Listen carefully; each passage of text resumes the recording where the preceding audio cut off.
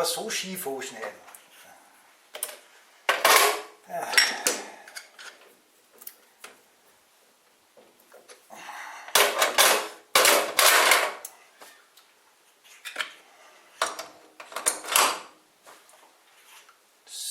So schief anschneiden. Ich will gar nicht wissen, wer das war.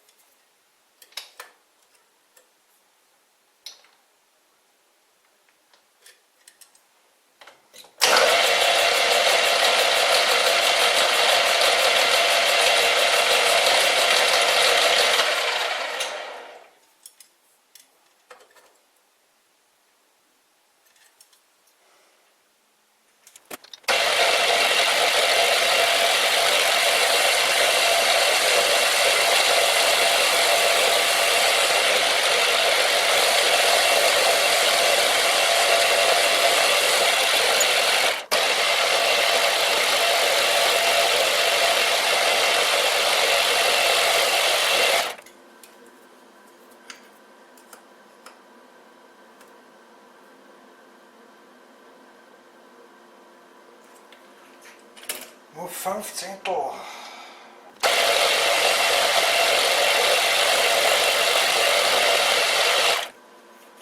Das machen wir jetzt noch.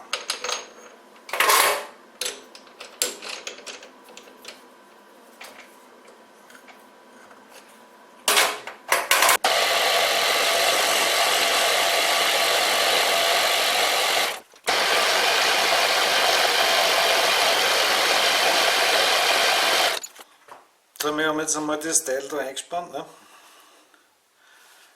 Wir müssen da jetzt von 16 mm auf 10 runterdrehen, sodass da ein 5 mm Bund stehen bleibt.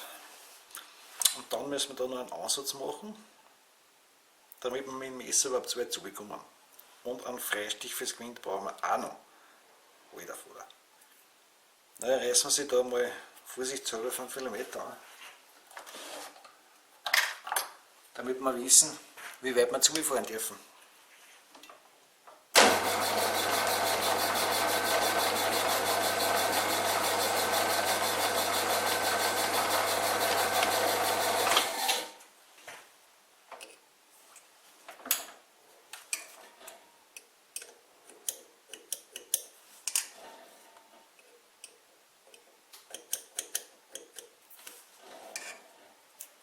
Das dient nur zur Orientierung. Dann brauchen wir da mal einen Pfeil. Dann tasten wir uns an, dass wir stellen unsere Skala auf 0 und dann drehen wir da die 6 mm an. Probieren wir das einmal. Dann stellen wir uns den Anschlag so ein, dass wir da nicht drüber tannen. Da ungefähr da. Ne? So, dann tasten wir uns an, damit wir wissen, wo wir auf 0 sind.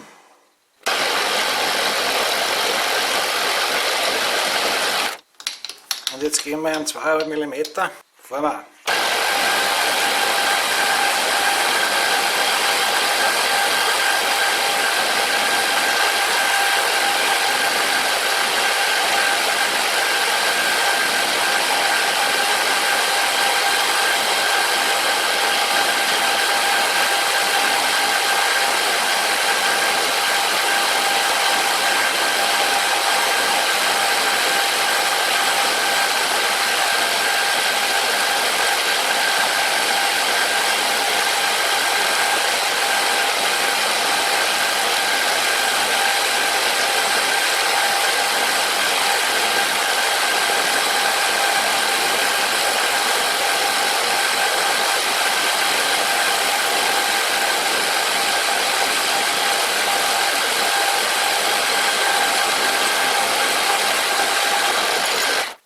Ja, also, das hätten wir mal. So, nachdem wir jetzt 2,5 mm im Durchmesser runtergenommen haben, brauchen wir noch 3,5. Wie viel können wir ihm da noch zustimmen, bevor es kracht? 5, bevor wir bei der Körnerspitzen ausstehen. Dann bleibt uns noch 1 mm über. Ja, passt. Machen wir das.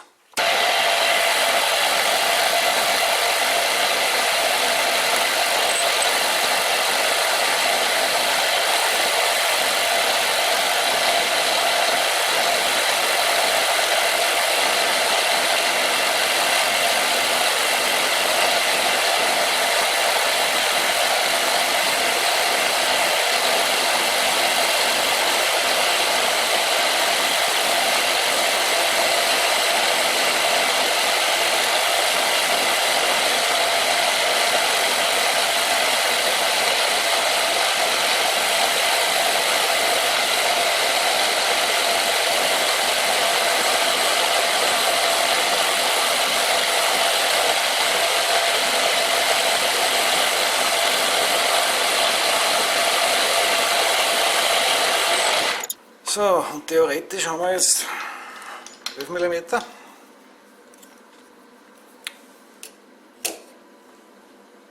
Praktisch auch, aber sowas von 11 mm. So, bevor wir das auf 10 mm runter müssen wir uns da einen Ansatz dran, damit wir erstens mit denen so weit zugekommen und zweitens brauchen wir sowieso einen Ansatz, weil wir nachher beim Gewindschneiden da mit dem Rad aufkommen. Und dann haben wir sich einmal ein anderes Messer rein. Wir haben jetzt das andere Messer drin. Wenn ich das jetzt von 11 auf 7 alle dran, machen wir das einmal. Antasten zuerst und dann stellen wir zu.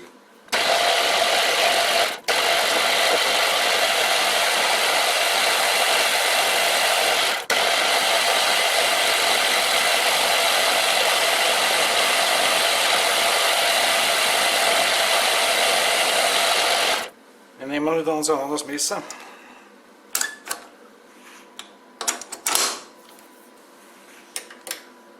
Und drehen das von 11 auf knapp unter 10. Das heißt, wir geben einen Millimeter und ein bisschen was. Fahren wir!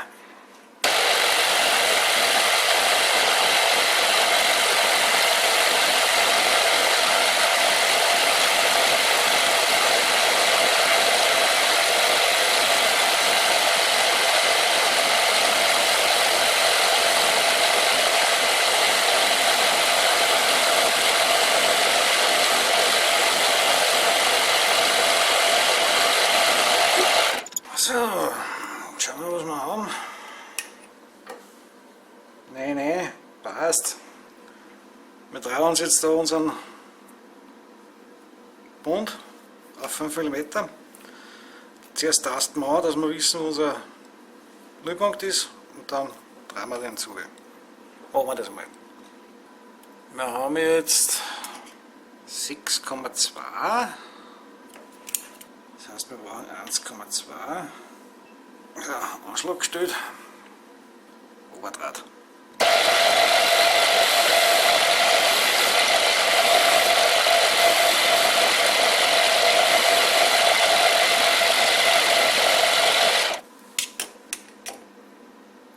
Und wir haben oben unter der modernen Technik unsere 5 mm. Super. Wir brauchen jetzt da unseren Freistich fürs Gewinde. Da haben wir uns jetzt ein wenig an das Messer eingespannt. Und damit wir gleich unsere Phasen fürs Gewinde haben, stellen wir uns den so ein, dass wir ungefähr auf die 60 Grad hinkommen, wo das Flankenwinkel ist. Ungefähr halt. Ne?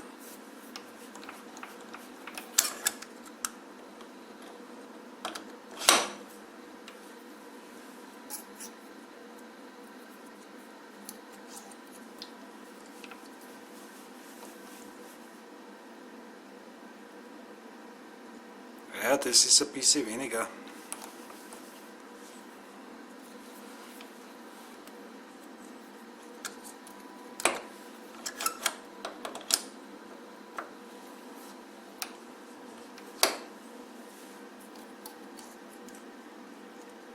Ja, das kommt gut hin. Das lassen wir. Dazu tasten wir uns wieder an und fahren auf ungefähr, Kerndurchmesser ist ungefähr 8 beim 10er Gewinde, ein bisschen unter 8 fahren wir rein.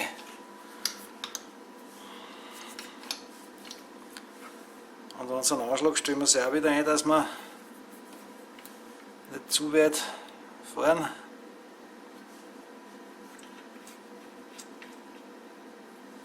Probieren wir das einmal. So, wenn wir uns da unten antasten, kann es fast nichts passieren. Machen wir das einmal.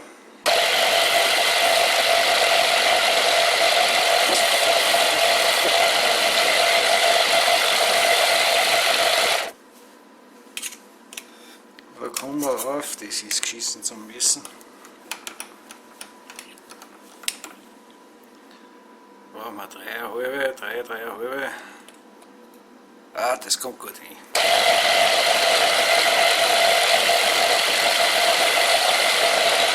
Wenn man es jetzt gemerkt hat, war es auch nicht schlecht.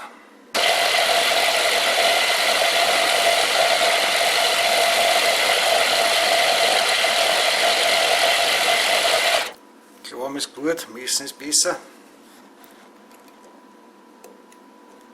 7,7, heftig nur.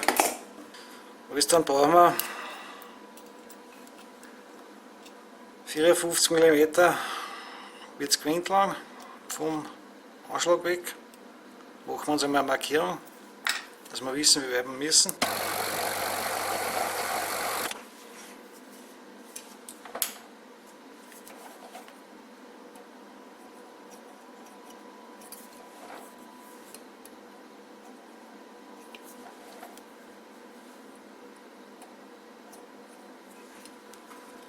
Rutschen uns den Anschlag nach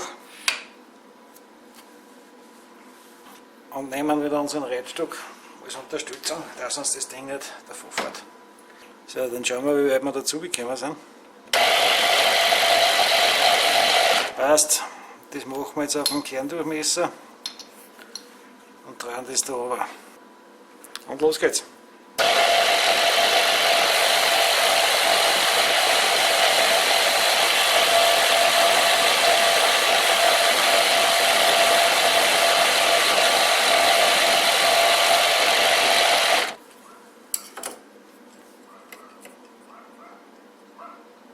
Ja, da kommen wir ungefähr hin. Ja, Phasen fürs Gewinde brauchen wir auch noch. Fahren wir noch ein wenig zu. Ja, das passt schon. Und bevor wir jetzt an die meditative Arbeit des Gewindeschneidens gehen, machen wir mal Rauchpause mit Kaffee. Wir haben uns das eingefärbt, damit wir das besser sehen, wo wir mit dem Messer markieren. Und jetzt werden wir es einmal antasten, dass wir wissen, wo null ist.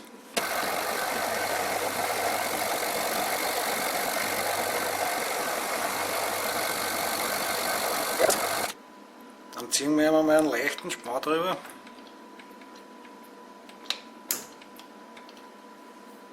Und schauen, ob wir die Gewindsteigung getroffen haben.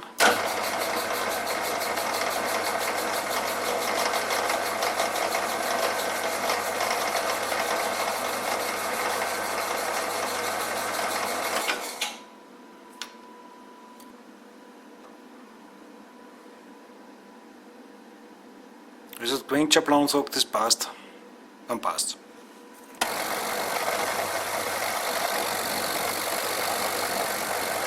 Ein wenig Flutsche.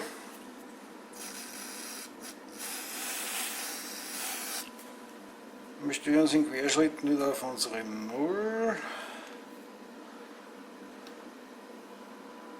Stimmt das jeder? Ja.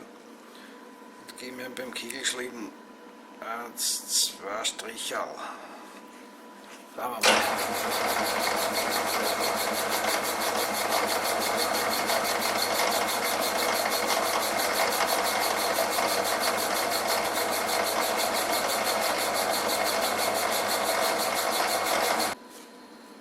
Ja, ein sehr schönes Spänchen hebt und so. Ja, lieber zwängen, das kracht nicht.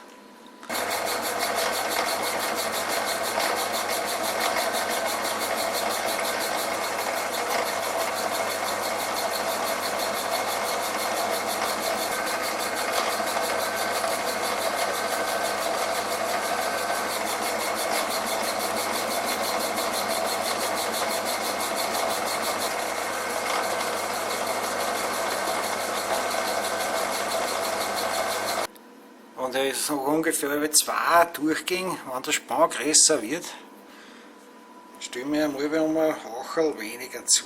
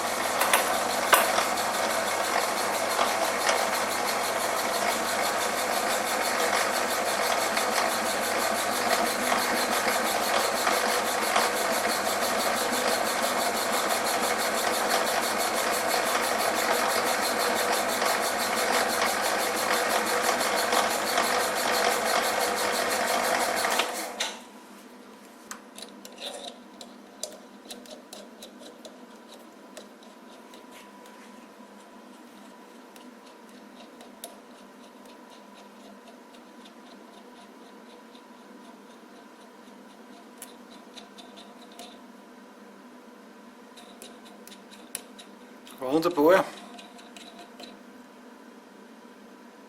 Ein Hauch von einem Spül. Sehr schön. Was wir noch machen ist, da eine Phasen auf, weil das geht so nicht. So, dann fahren wir nochmal mit der Fell drüber.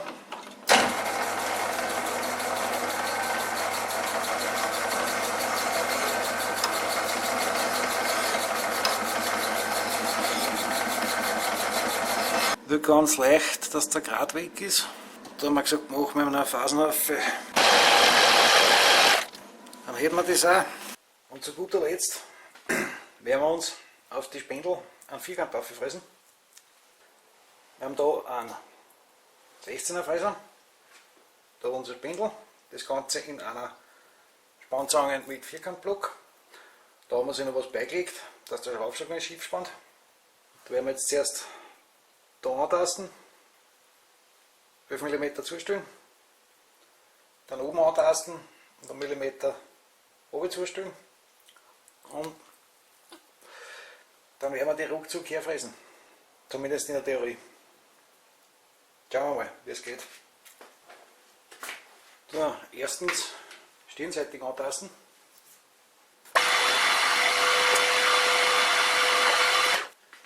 So, und jetzt werden wir von oben drauf fahren.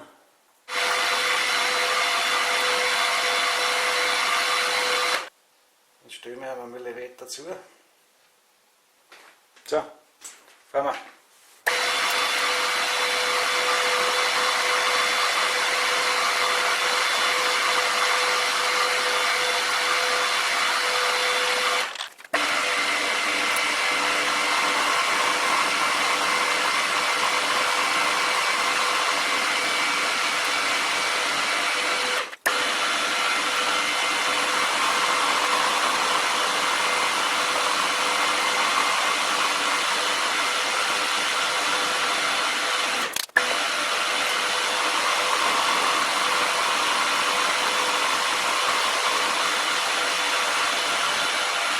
So, und bevor wir ausspannen, schauen wir noch, ob der Schlüssel eh passt.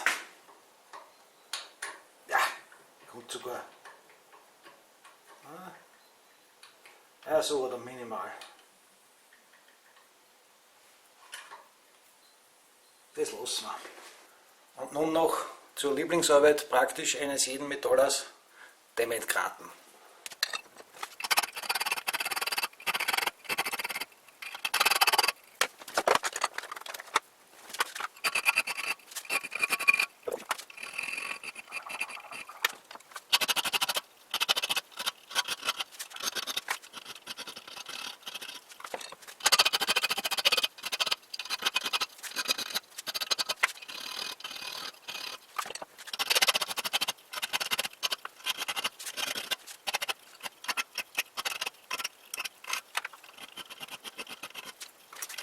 So, und wenn das Ganze schmeichelweich ist,